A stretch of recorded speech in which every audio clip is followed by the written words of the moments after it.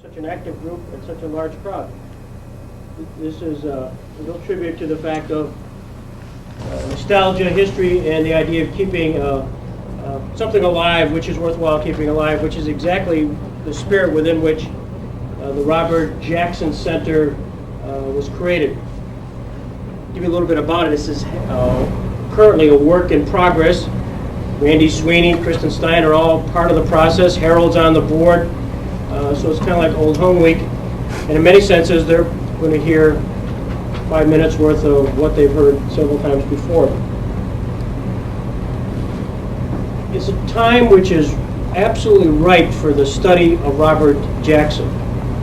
I can't even begin to tell you the excitement that the project has created, not only in Jamestown, not only in Chautauqua County, but in Washington, D.C., and in places throughout the country.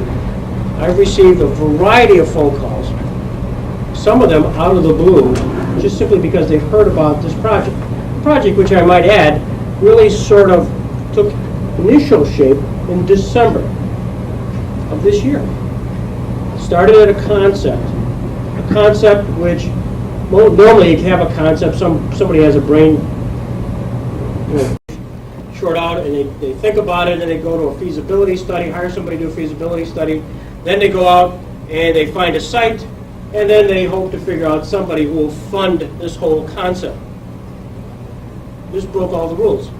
We had a concept, a one-page vision statement. Greg Peterson put together a little bit of a video on Robert Jackson. Harold was one of the stars of that. Showed it to a couple of, in fact, 3 potential benefactors.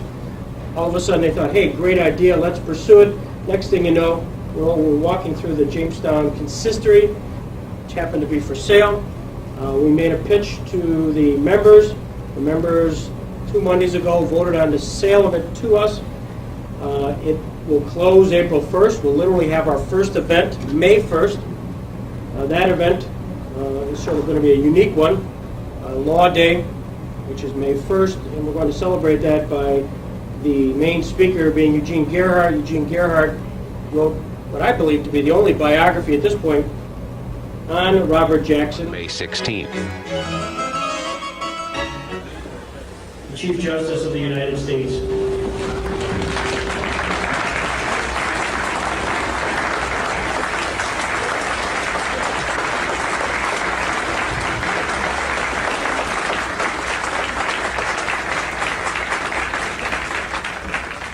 Good morning. And what a morning it is. Somebody take a picture. Look at this. My name is Greg Peterson, and I am the president of the Robert Jackson Center. A little more than 2 years ago, a small group gathered to discuss the concept of a living memorial to Justice Robert H. Jackson, which would advance his legacy through educational programming, exhibitry, a comprehensive website, and by pursuing the relevance of his idea to our time and generation. The Robert H. Jackson Center was built in 1858. It was the home of the Alonzo Kent family. The auditorium in which we now sit was once a horse stable for the Kent family. President Ulysses S. Grant dined at the Jackson Center in 1875 while en route to Chautauqua Institution for a speaking engagement. The Scottish Rite Masonic bodies bought the mansion in 1917. In 2001, the title of the property passed to the Robert H. Jackson Center. Our first guest speaker this evening is Greg Peterson, president of the Robert H. Jackson Center. On January 16th of this year, Greg traveled to Nuremberg, Germany, with John Barrett and Elizabeth Lene Fellow to the Jackson Center, and Warren Erickson, a professor and attorney in Jamestown. They spent 4 days traveling to various sites in and around Nuremberg. Greg will now tell us something about that trip. Congratulations. Congratulations to the Temple Hesed Abraham for taking the time, the opportunity, and to reminding all of us about something very important, this remembrance that we will never forget. And this certainly was a concept which was driven home to me just this past January when we went to Nuremberg Center. I'm thrilled. I'm also Greg Peterson, for those who may not know, President, not. No, I'm not. Hold it, let me back up. Former President. Let's see what the hell I am today. I'm no longer chairman of the board. I'm no longer president of this organization. I think I'm still a board member. Yeah, and as Willie Pastrano, the old boxer, used to say, it's better to be a has-been than a never was. That's how I feel today. Anyways, I am emceeing this event as, I don't know what, again, one of the co-founders, but I'm thrilled. This is, I think, our 10th time to gather together to celebrate the activities of the Robert H. Jackson Center, and all of you in many, many different ways and forms are the ones who have made this possible. And we are just growing by leaps and bounds. My name is Greg Peterson. I am the co-founder of the Robert H. Jackson Center, and I'm honored to be your master of ceremonies and to welcome you to Chautauqua Institution and to Chautauqua County, the Chief Justice of the United States, John G. Roberts, Jr.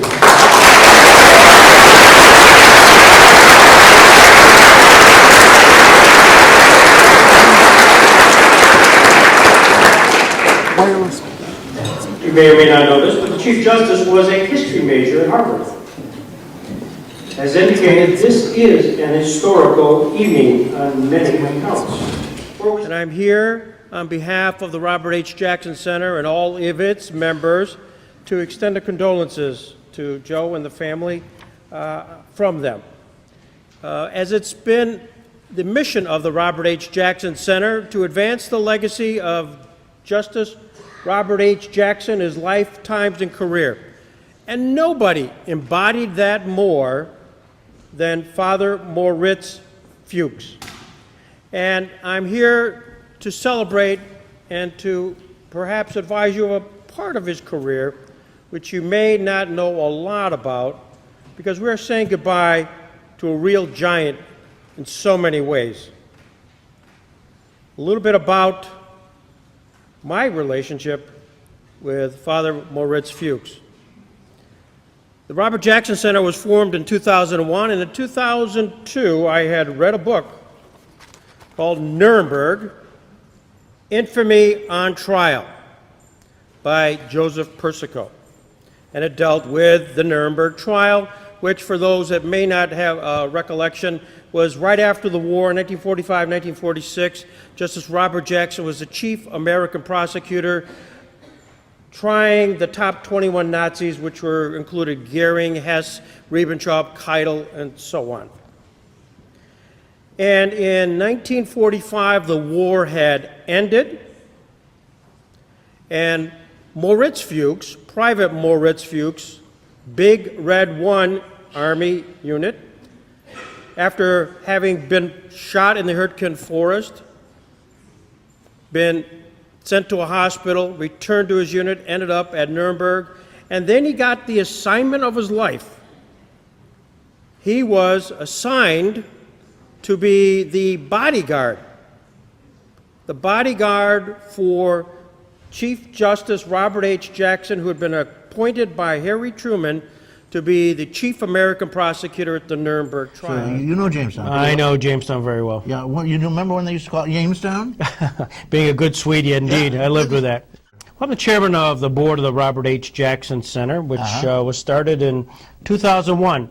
So we're a little more than 5 years old, and obviously designed to have expand and understand the legacy of Robert Jackson. If I might read a little bit about Justice Jackson and why we would celebrate the legacy of Justice Jackson. Here's a guy who was born in Warren County, Pennsylvania, Spring Creek Township, just over the border. If you go to the Deer Head Inn, Stone's Throw. That's where he was born. And at age 5, came into Chautauqua County, moved to Frewsburg, and there he went through his high school career there.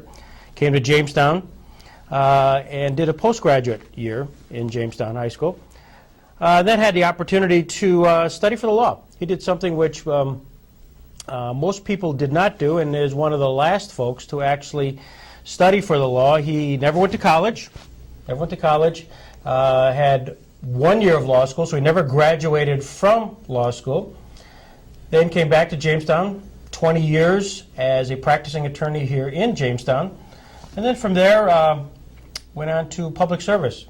And he's an answer to a Jeopardy question, the Jeopardy question being who's the only individual to be a Solicitor General, Attorney General, and a Supreme Court Justice. It's our guy from Western New York, Robert Jackson, a guy who never went to college, spent only 1 year of law school, and is quite a unique personality, and right from here. My name is Greg Peterson. I am the president of the Robert H. Jackson Center, and I welcome one and all to the 5th Annual International Humanitarian Law Dialogues, entitled Widespread and Systematic Crimes Against Humanity in the Shadow of Modern International Criminal Law. And what's really amazing to me, and it's a real compliment to Chautauqua Institution and the various sponsors who have made this all possible, is the fact that we have in our midst today Daryl Mundis, the prosecutor for the Special Tribunal for Lebanon, Fatou Bensouda from the International Criminal Court, Serge Brammertz from the International Criminal Tribunal for the former Yugoslavia, Andrew Cayley from the Extraordinary Chambers in the Courts of Cambodia, David Crane from the Special Court for Sierra Leone, James Arguin from the International Criminal Tribunal for Rwanda,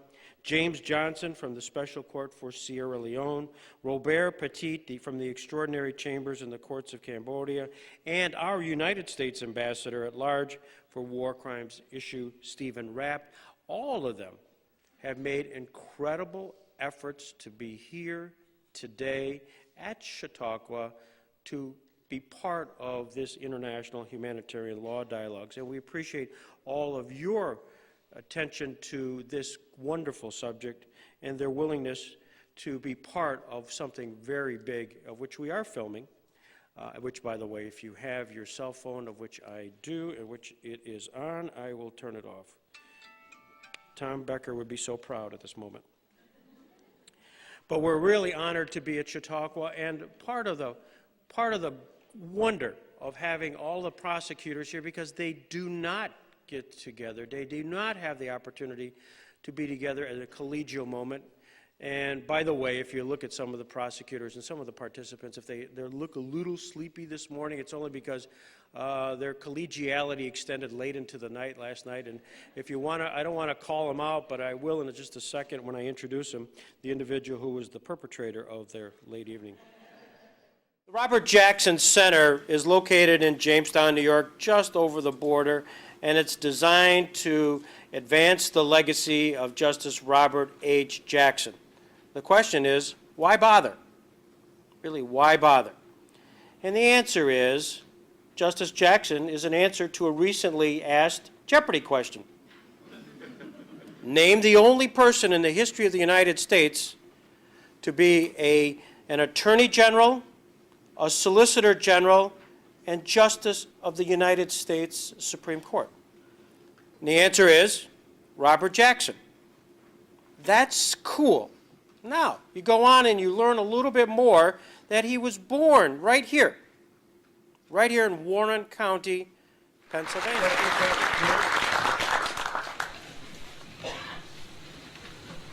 Hope you don't mind, I'll just sort of break down here. Got some water for you there.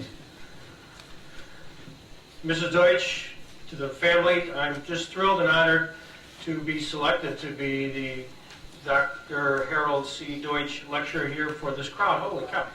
To Colonel Don Patton, this is a remarkable testament to the interest in World War II and a remarkable testament to the energy of you, and I'm sure there are many people on the committee, but I recognize that in any successful organization there is an epicenter, and it's this epicenter which Dr. Deutsch and Don, you created, and here you are more than 20 years later, look at this turnout. This is remarkable, and that's you should be really commended for you. Congratulations.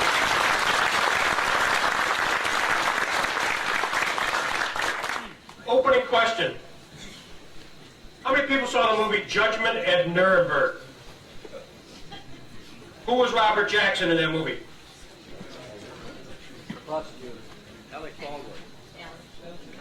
Judgment at Nuremberg, Spencer Tracy, all that. Who was Jackson? Now, that's the movie, Nuremberg. That's that TNT movie. Go back 1961. Richard Widmarker here. Who else? Who else? Reality is nobody. I'm anticipating the first question I always get at the end of these presentations, which is, Greg, who? You got to answer the question in Judgment at Nuremberg, Abby Mann's award-winning, Academy Award-winning, which was Jackson? The answer is nobody. Quick overview before I really get into the show. The Nuremberg trial, you'll often hear the term Nuremberg trials, plural. There were 13 Nuremberg trials. The one we're going to talk about today mostly is the Nuremberg trial, which is the first one, which was the International Military Tribunal, which Dr. Deutsch did some interviews in anticipation of, and that's the one where the defendants were Goering, Hess, Ribbentrop, Rosenberg, Keitel, Jodl, Donitz, Funk, Frank, Speer, and so on. Those were the chief officials. Those were the major players of which were not affixed to a specific geographical location. Now is the best part of the evening. That's one of the main reasons we're here. We now get the privilege of getting to hear Greg Peterson have a discussion with coaches Mark Schmidt and Jim Crowley.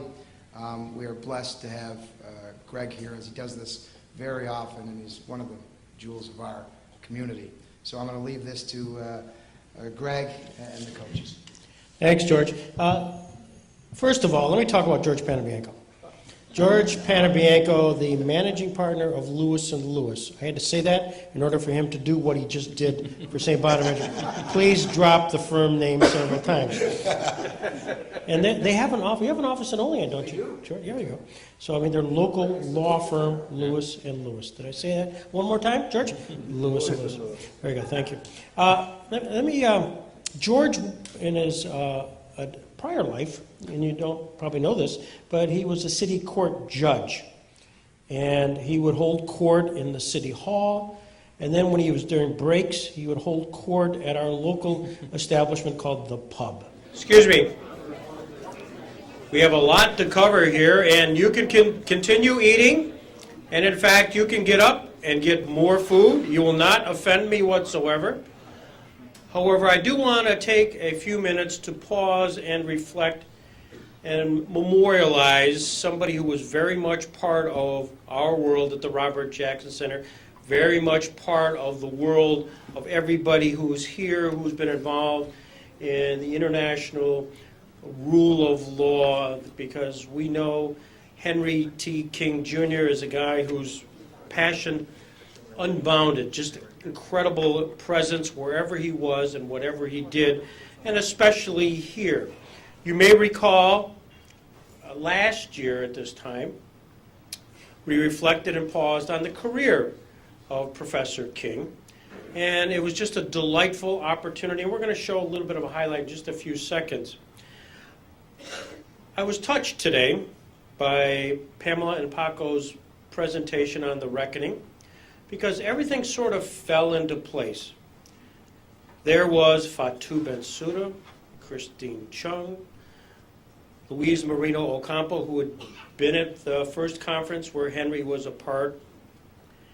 We had Ben Ferencz, who was here last year and became part of a 3-person panel, a panel which consisted of Whitney Harris, Henry King, and Ben Ferencz, and they were the Nuremberg representatives as the NGO at the Rome conference in 1998, and it all kind of fell together as I'm watching this. And what a perfect circle, ironic, that we have talking about Professor King. As we know, Henry passed away on May 9th, 2009, in his home in Cleveland, Ohio. And he was a valued friend of the Robert H. Jackson Center. Jackson Center. I'm thrilled that you all could join us, especially I'm glad we started at 9 a.m. and not noon, as this thing's going to get hotter and hotter in this room. We should probably also start the air conditioning fund here today. As you might guess, the Robert H. Jackson Center is a work in progress. We are certainly nowhere near a finished product, but it's something which has occurred very rapidly through the assistance of a whole lot of people, which I'll recognize in a few minutes. My name is Greg Peterson. I'm the president of the Robert H. Jackson Center. This is just a very special occasion where we'll be dedicating a portrait of Robert Jackson to be presented by Clarabelle Colburn, who I will recognize in a few minutes. Also, it's extra special because our audience includes various members of the Robert H. Jackson family. And we're thrilled that they've made an extra effort to come here today. Let me just briefly introduce them for the audience. We have the granddaughter of Robert Jackson, Julia Craighill. Julia. And with Julia is the great-granddaughter of Robert Jackson, Julie. Julia. And the great-grandson, Bo. So we also have Robert Jackson's grandson, Tom Loftus. Tom, here. With his wife, Phyllis. And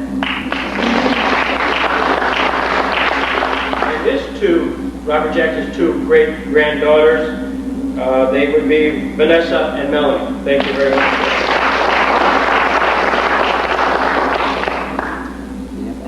We all know him and we love him, and he's been an integral part of our Robert Jackson Center movement from day one. His nephew, Harold Adams. Harold, thank you. And though not directly in the genealogical line of Robert Jackson, he seems as if he is. So we're thrilled to have Professor Barrett, John Q. Barrett from St. John's Law School, who's here with his wife Sarah and his daughter Katya, and if they would be recognized.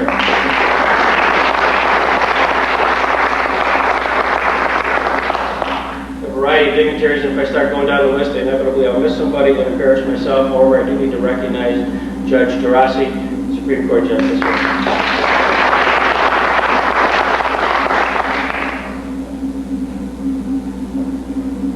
The program today, very quickly, I'll just have a quick overview.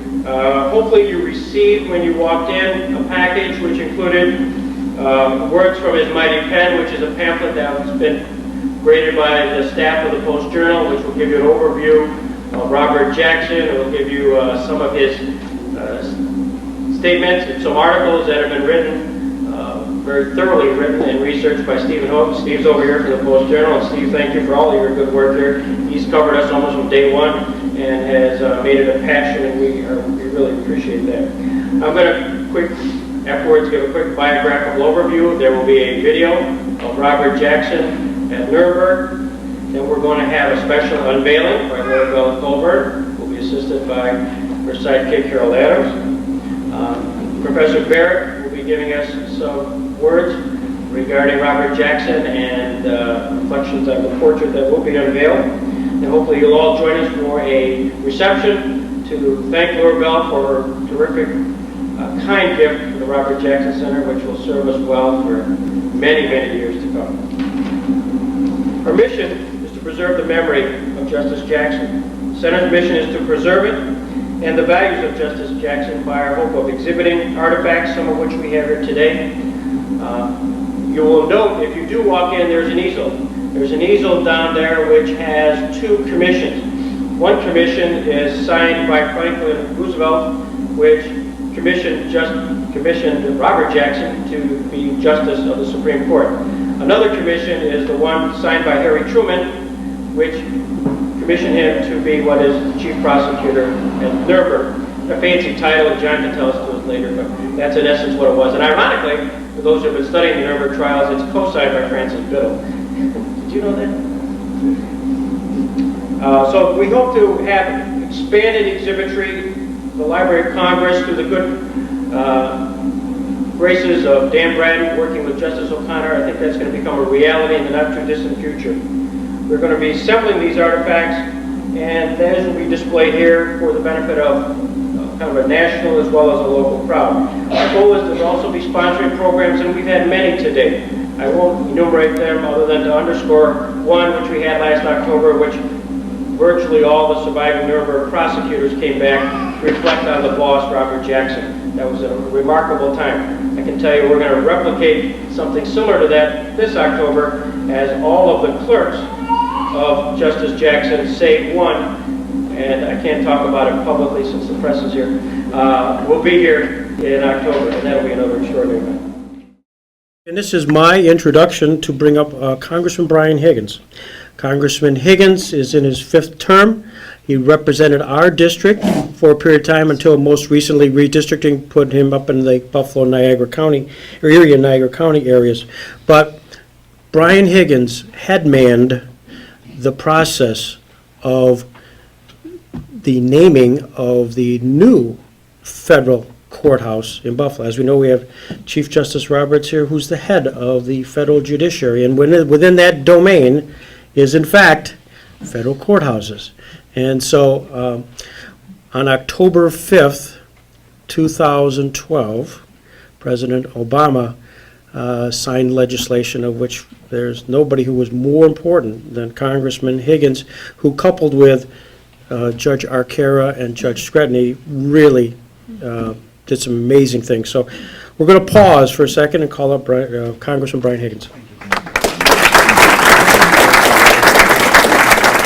How you doing? I have to follow the Jackson Scholar. Chief Justice Roberts, that's cruel and unusual punishment. Wow, and welcome. Here we are to the 2nd Annual Jamestown Bar Association Robert H. Jackson Symposium. Terrific crowd, terrific evening, terrific guests. We've come an awful long way in a very short period of time, and I got to tell you, we couldn't have done it without the support of you folks. I've got some thank yous that I'm thrilled to be able to go through. And last year at this time, I told you we just had incorporated. I told you we just had bought the building. We had an opportunity to listen to Eugene Gerhardt last year and to tell you some of the early history of this Robert Jackson Center, which is not 1 year old. That's the kind of history we have. And there are many, many people to thank, and I would take up the rest of the evening thanking everybody, but there's 3 people in particular that I must stop and just pay respect, because but for them and their families, we would not be here tonight. Foremost among them is Betty Linné. Betty Linné was one of the original founders and contributors to make this all happen, and Betty, thank you very much for everything you continue to do.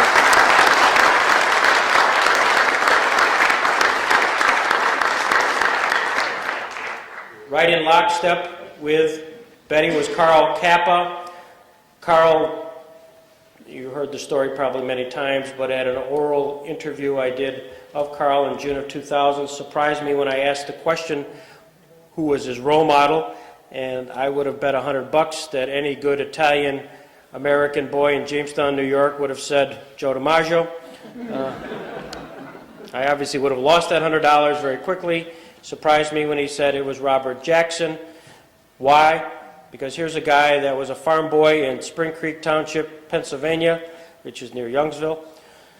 Actually had his education in Frewsburg, went to graduate school and Jamestown High School, no college, underscoring no college, and in turn managed to become the Supreme Court Justice, variety of positions in the federal government, and to become the chief prosecutor of the largest trial in the 20th century. Carl thought that was an amazing accomplishment from a guy in this area, and he felt very strongly that it was time to pause and pay respect. And Carl will always be in our memories, and Kay Kappa is here today, and Kay, please, we want to extend our best to the families of Carl Kappa. Thank you.